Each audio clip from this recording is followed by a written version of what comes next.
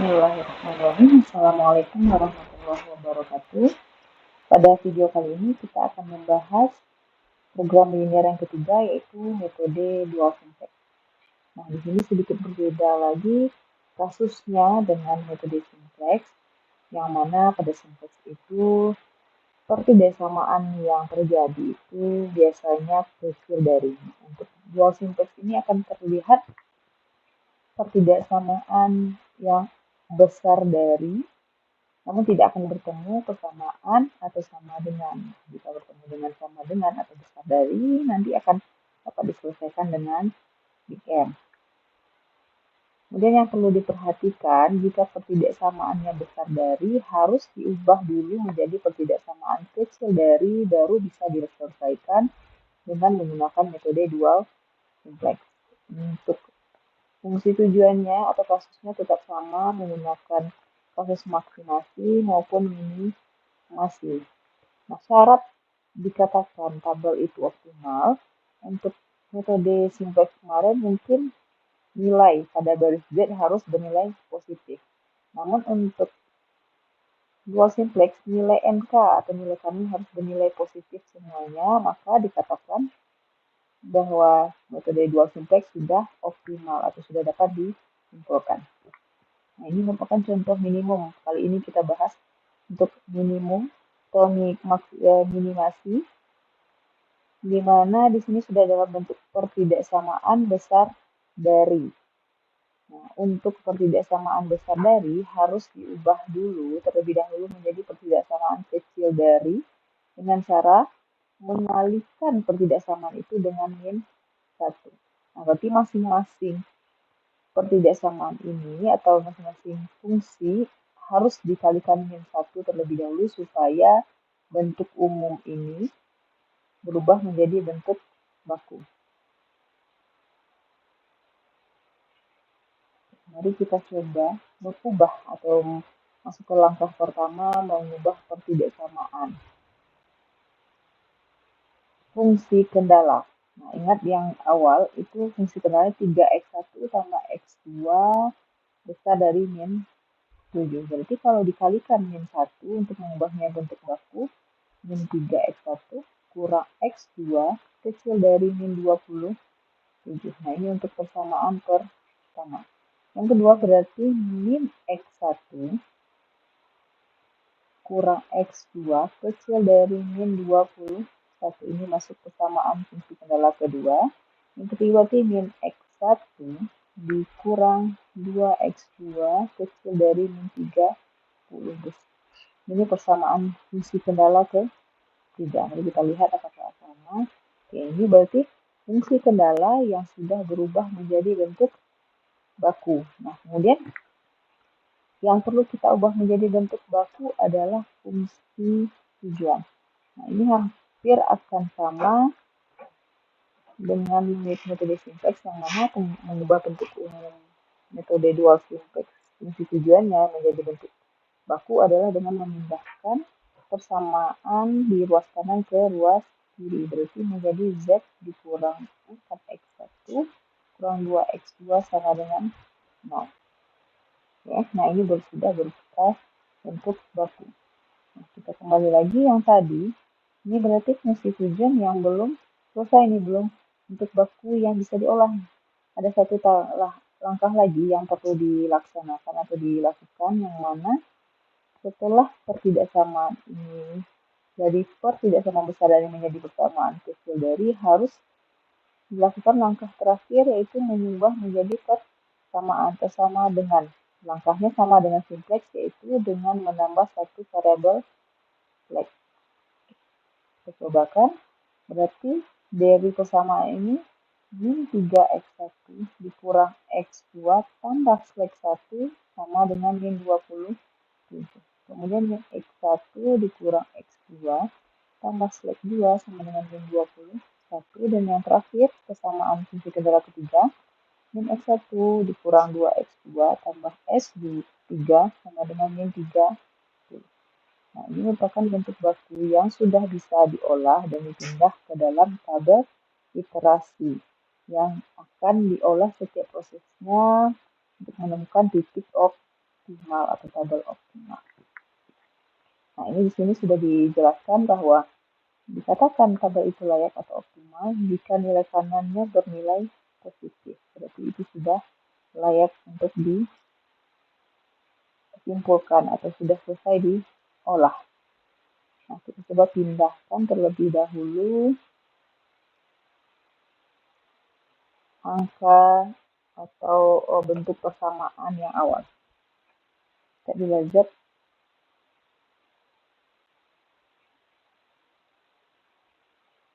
Z berarti Z1 min 4 min 2. Kita kembali lagi. 1 min 4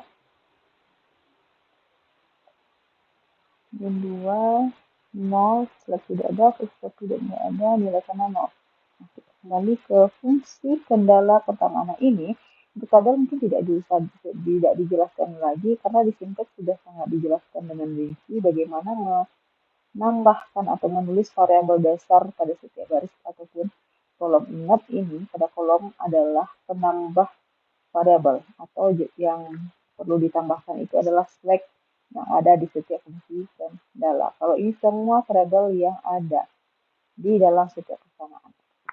Kayak gitu fungsi kendala maupun fungsi tujuan. Nah, kita mau lihat fungsi kendala pertama. X1 itu min 3, min 1, 1. Oke, kita kembali, mungkin sedikit dihafal di dalam video ini. 0, min 3, min 1, 1, 0, 0, min 28. Oke, yang batas kedua 0, min 1, min 1, 0, 1, 0, min 21. Nah, ini sedikit ada kesalahan, tadi 27. 0, min 1, min 2, 0, 0, 1, min 30. Nah, langkah selanjutnya sama persis dengan sinteks, kita harus mencari baris kunci, kemudian mencari kolom kunci. Namun untuk sinteks, biasanya dicari dulu kolom pada variabel atau baris Z. Namun untuk dual sinteks, langkah awalnya mencari baris, bukan mencari kolom. Dengan memperhatikan apa? Dengan memperhatikan nilai NK-nya. Nilai NK, nilai yang negatif paling besar, itulah yang akan menjadi baris kunci. Kebetulan posisi negatif terbesar itu berada di baris S3 atau baris terakhir. Nah, ini yang menjadi baris kunci. Oke, mari kita lihat untuk kolom kunci. Oke, di sini kita tabel belakang. Untuk mencari kolom kunci, berbeda antara dual dan simplex. Untuk simplex kemarin ada penambahan satu kolom di kanan untuk mencari baris kunci, yaitu menambah kolom indeks atau rasio. Namun untuk dual simplex harus menambah baris kunci. Nah, ini namanya rasio atau indeks. Cara mencarinya bagaimana? Yaitu dengan membagi setiap nilai yang ada pada baris Z dengan baris kunci. Ini Z dibagi baris kunci. Berarti 1 bagi 0. 0. 4 bagi 1, 4.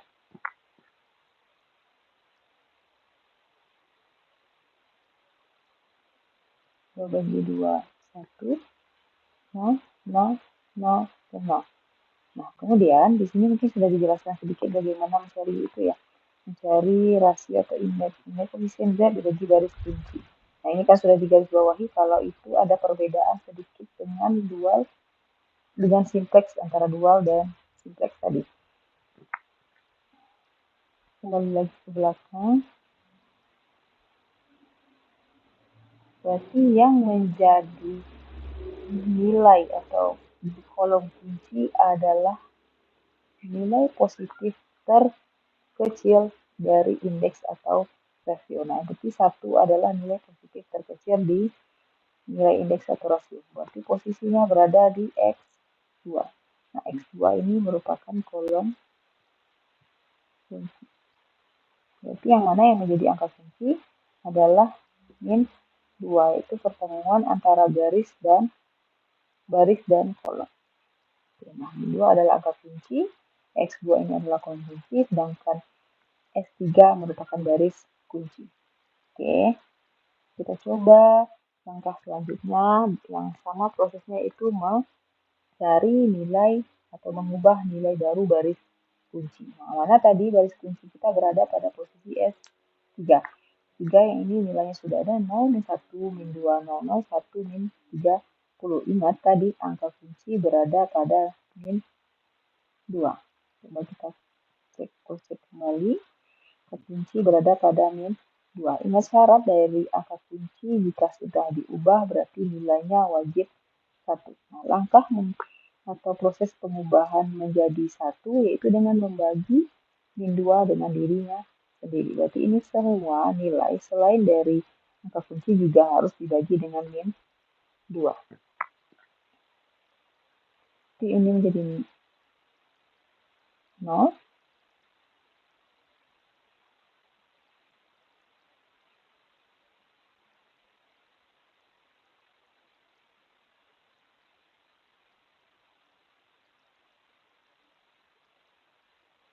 Jadi 0 setengah min 2 bagi 21.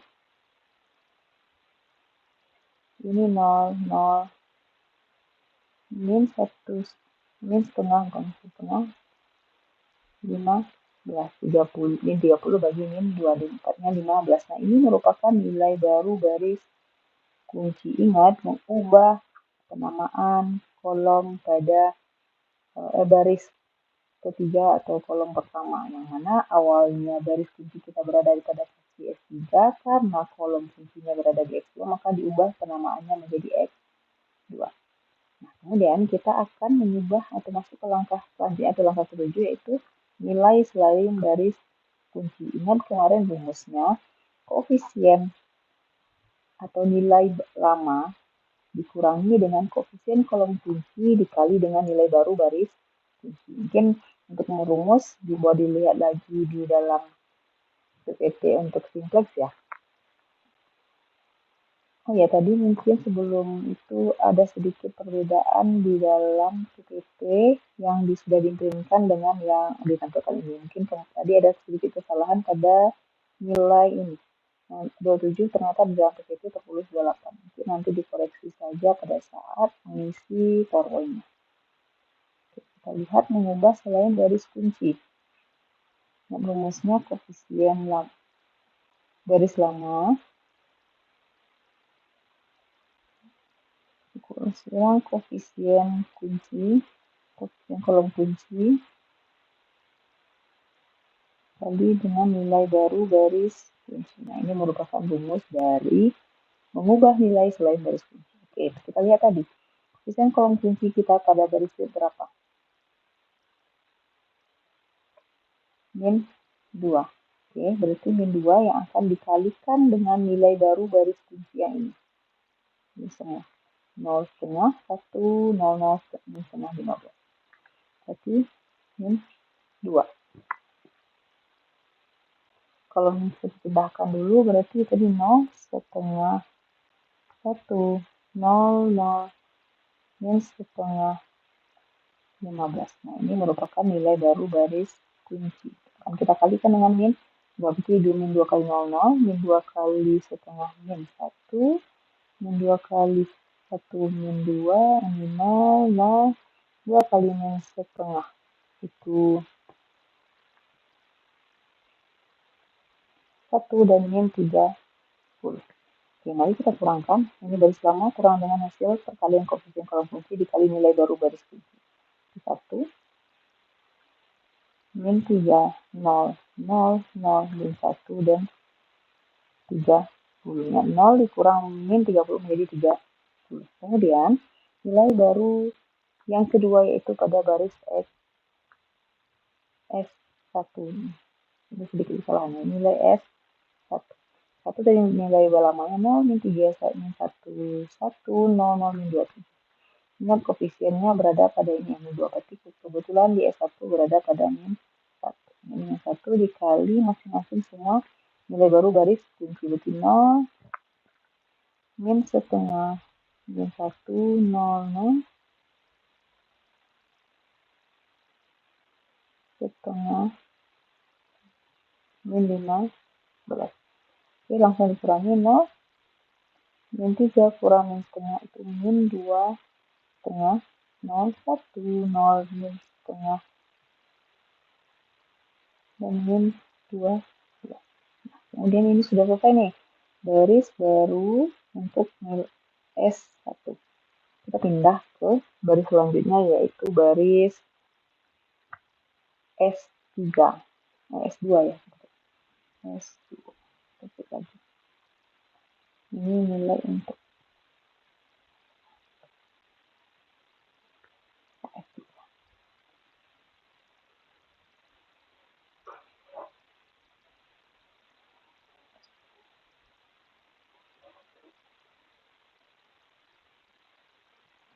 Ini ada kesalahan yang bisa diubah jadi S2. Ini nilai S2. 0, min 1, min 1, 0, 1, 0, min 2, 1. Ingat tadi koefisien konjungsi pada min 1, ini dikurang kali dengan kolom nilai baru garis kunci tadi 0, setengah 1, 0, 0, min setengah 15. Berarti ini hasil perkaliannya adalah 0, min setengah, min 1, 0, 0, setengah, min 15. Dikurangi, ini menjadi setengah, min setengah, 0, 0, 1, min setengah, min 6. Ini merupakan nilai baru untuk garis S2. Mari kita cek bagian tabel iterasi 1, apakah semua nilai yang sudah kita ubah baik itu garis kunci maupun tidak, apakah sudah memenuhi syarat dikatakan tabel itu optimal. Ini sudah dipindahkan ke dalam tabel iterasi. Dilihat nilai kanan, karena tadi syaratnya harus nilai kanannya bernilai positif semua. Nah, berarti kita lihat ini masih ada dua nilai kanan yaitu S1 dan S2 yang benar-benar negatif. Berarti kita harus mengubah atau mengulang prosesnya dari mencari baris kunci dan mencari kolom kunci. Nah, mungkin ini masih di tabel yang sama. Ingat, untuk baris kunci itu nilai kanan yang negatifnya paling besar. Berarti berada pada posisi S1. Untuk mencari kolom kunci, kita harus membagi nilai rasio atau indeks ini. Harus mencari nilai rasio atau indeks, di mana rumusnya nilai Z bagi nilai atau baris kunci. Nah, min 1 bagi 0, min 3 bagi min 2,5, 0 bagi 0, dan seterusnya. Oke, dapat ketemulah nilai rasio atau indeks itu 1,2, 0, 0, 0, dan 2. Ingat, nilai yang dipakai menjadi kolom kunci adalah nilai rasio atau indeks yang paling kecil atau nilai positif terkecil. Berarti posisi nilai positif terkecil itu ada di kolom X1. Nah, ini akan menjadi kolom kunci. Ingat tadi ini adalah baris kunci dan min 2,5 itu adalah angka kunci. Kita masuk ke langkah berikutnya yaitu mengubah nilai baru baris kunci, mengubah nilai baru selain baris kunci. Ingat tadi baris kunci kita di F1. 1 berarti 0, min 2,5, 0, 1, 0, min 0,5, dan min 12. Ingat tadi selalu syarat dari angka kunci itu harus bernilai 1. Tapi kebetulan angka kunci berada atau di posisi min 2,5. Berarti semua nilai yang ada di baris S1 harus dibagi dengan min 2,5. Berarti ini hasilnya 0, 1, 0, min 0,4. 0 nanti ini hasilnya boleh dalam bentuk desimal, juga boleh dalam bentuk pecahan. Nah, ini merupakan nilai baru baris kunci. Ingat juga untuk selalu mengubah penamaan baris yang berada pada baris kunci. Yaitu kebetulan tadi S1, Kalau kunci kita pada X1 berarti diubah menjadi nilai atau penamaan X1. Kemudian kita akan mengubah nilai selain garis kunci. Nilai selain garis kunci berarti kita ubah dulu posisi pertama pada garis Z. Nilai lamanya ini 1-3 sampai 30, ini nilai lama. Ingat rumusnya tadi, nilai lama dikurangi koefisien kolom kunci yang sudah dikali dengan nilai baru garis kunci. Berarti koefisien kolom kunci kita min 3. Kita kali dengan 0, ini 0, min 3 kali 0, 0, min 3 kali min 0,4 itu 1,2, ini 0, min 3 kali 0,2 itu min 0,6, yang terakhir min 3 dikali 4,8 itu min 14,4. Nah, akan kita kurangi dan ketemu hasilnya 1, 0, 0, min 1,2, ini 0, ini min 0,4, ini 44,4. Nah, ini nilai baru selain baris ini. Oke, kita akan coba mengubah nilai selanjutnya.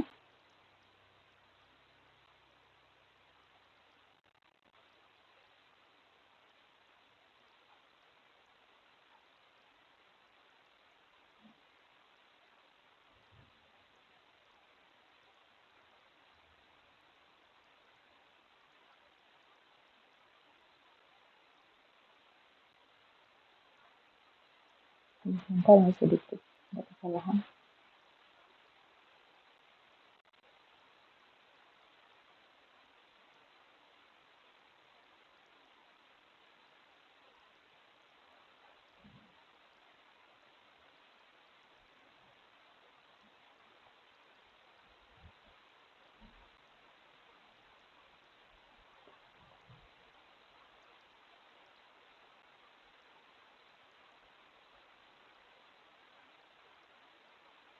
Oke, nah kita akan mengubah nilai yang kedua, baris yang kedua yaitu S2. S2 tadi nilai lamanya adalah 0, min 0,5 sampai min 6. Koefisien kolom kunci berada pada min 0,5. Kita kali dengan nilai baru garis kunci menjadi 0, min 0,5, 0, min 0,5 dikali 0,4 itu adalah 0,2, ini 0, ini min 0,1, terakhir min 2,4. Kita kurangi, ini jadi 0, 0, 0, min 0,2, 1, min 0,4, dan min 3,6. Nah, ini merupakan nilai baru selain baris kunci, yaitu nilai baru S2.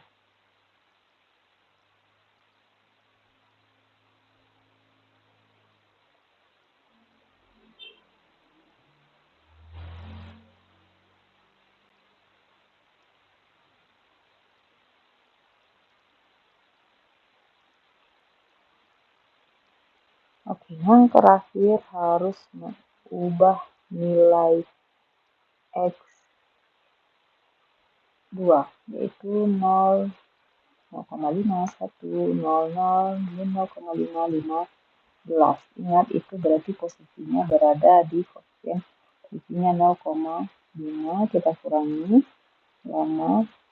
Kolom kunci kita tadi ingat, kita pindahkan dulu 0, 1, 0, 0, min 0,4, 0, 0,2, 4,8. 0,5, 0, 0,5, 0, 0.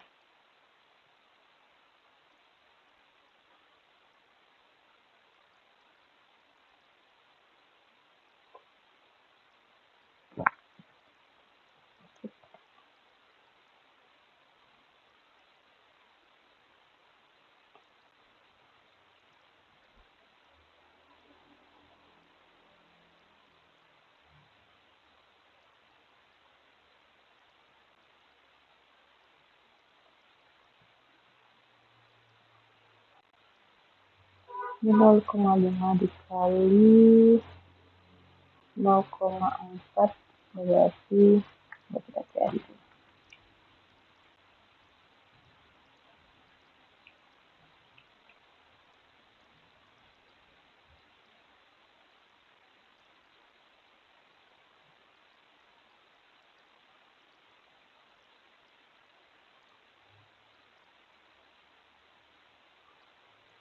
min 0,2. Oke, ini 0.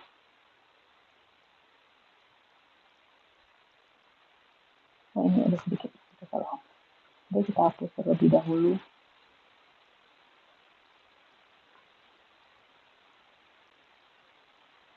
Nah, 0,5 X-nya 0.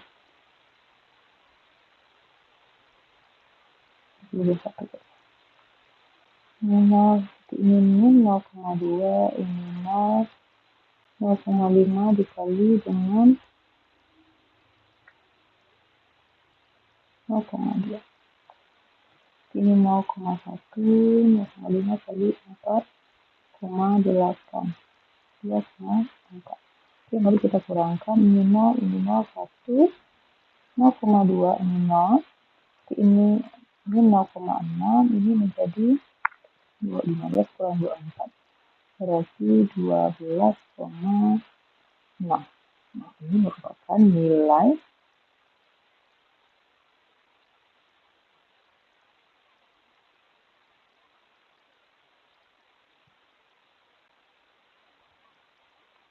baru untuk X2. Nah, ini sudah digabungkan menjadi tabel iterasi 1, iterasi 2 kan.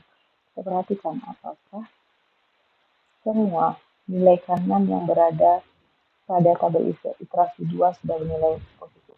Berarti dikatakan sudah optimal. Namun pada kenyataannya di sini masih ada nilai kanan yang bernilai negatif. Maka proses itu akan diulang lagi dari mencari baris dan mencari kolom. Berarti ini mencari baris kunci, ini baris kunci, karena ingat baris kunci itu nilai negatif terbesar. Kebetulan cuma negatifnya hanya 1, berarti otomatis S2 menjadi nilai baris kunci. Kemudian untuk mencari kolom, rasionya harus ada atau ditambahkan tabel rasio atau tabel indeks dengan membagi baris Z dengan baris kunci. Maka ditemukan atau dapat nilainya 0, 0, 6, 0, min 1.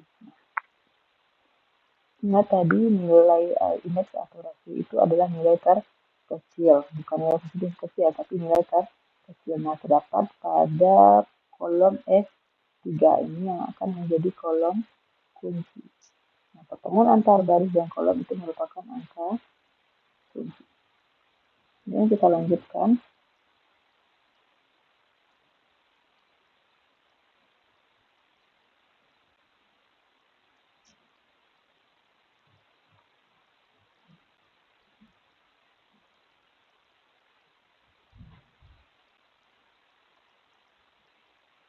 Oke, mengubah nilai baru baris kunci. Baris kunci kita berada tadi pada posisi S2. Ingat tadi angka kunci kita berada pada posisi 0,4 atau S3. Berarti semuanya dibagi 0,4 termasuk nilai kanannya 0,4. Maka hasilnya adalah 0, ini 0, ini 0, min 2 bagi 0,4 itu adalah 0,5, ini bagi 0,4 itu adalah min 2,5. 4 ini adalah 1, dan yang terakhir min 3,6 bagi 0,4 itu 9. Nah, ini merupakan baris kunci yang baru. Kemudian kita akan next ke mengubah selain baris kunci yang pertama itu adalah baris Z. Ini merupakan nilai lama baris Z. Nilai barunya lama kita kurangi dengan koefisien kolom kunci kita, yaitu min 0,4 dikali dengan nilai baru baris kunci. Berarti ini 0, 0, 0, min 0,2, min 1, min 0,4, dan min 3,6. Min itu berarti dari min 0,4 dikali dengan 9. Kemudian kita kurangkan 0, 0, min 1 kurang min 0,2 adalah min 1, ini plus 1, 0, ini menjadi 48 kok. Karena 44 ditambah menjadi tambah ya, karena ini positif, negatif menjadi positif. Kemudian kita next ke selain baris kunci yang kedua, yaitu X1. Nilai X1 kita ini merupakan nilai lama. Koefisien kita 0,2. Berarti ini dikalikan dengan nilai kunci kita 0, 0, 0, 0,2 dikali 0,5 itu 0,1. dikali min 2,5 itu min 0,5, 0,2 dikali 9 itu adalah 1,8. Ini kita kurangkan, hasilnya 0, 1, 0, ini 0,5, ini 0,5, ingat negatif-negatif jadi positif, ini 0, 4,8 kurang 1,8 itu 3. Nah, ini merupakan nilai baru selain baris kunci yang kedua. Kita next ke nilai baris kunci yang terakhir, yaitu X2. Ini nilai lama. Yang kolom kunci kita min 0,6 dikali nilai baris kunci tadi, ingat, itu hasilnya 0, 0, 0, min 0,3, 1,5, min 0,6, min 5,4. Dan ini dikalikan dengan nilai baru baris kunci, dapatlah hasilnya nilai tengah. Ini kita kurangkan dengan nilai lama, maka akan kita peroleh nilai baru menjadi 0, 0, 1, 0,5, min 1,5, 0, 18. Nah, ini kita pindahkan ke tabel iterasi 3. Apakah tabelnya sudah selesai? Sudah bisa dikatakan optimal? Kita coba lihat tadi baris Z nilainya 1, 0, 0, 1, 0, 1, 0, 48. Kita lihat nilai X1 kita 0, 1, 0. Ini 0,5, 0,5, 0, 3. Nilai X2 kita menjadi 0, 0, 0, 0,5, min 2,5, 1, 9. Dan yang terakhir nilai X2 yang baru ini dipindahkan 0, 0, 1, 0,5, min 1,5, 0, dan 8. Nah, boleh dilihat di tabel iterasi 3 ini ternyata nilai kanan sudah bernilai positif semua. Berarti dikatakan tabel ini sudah mencapai optimum atau sudah selesai. Maka ini sudah bisa disimpulkan bahwa nilai Z kita bernilai atau senilai 48, nilai X1 kita 3, X2 kita 18. Mungkin kalau disimpulkan secara bahasa yang panjang dapat disimpulkan biaya yang ditimbulkan itu sebanyak 48 dengan produksi X1 sebanyak 3 dan X2 sebanyak 18. Ingat tadi karena kasus kita minimasi berarti itu untuk meminimumkan biaya. Nah, mungkin untuk video ini tadi dual simplex proses minimasi sudah selesai. Untuk proses maksimasi jika berkesempatan akan dibuat proses selanjutnya, namun ingat perbedaannya hanya sedikit antara maksi dan ini. Mungkin bisa dilihat pada contoh metode simplex karena pengolahan awal dari metode dari kasus maksimasi dan minimasi. Assalamualaikum warahmatullahi wabarakatuh.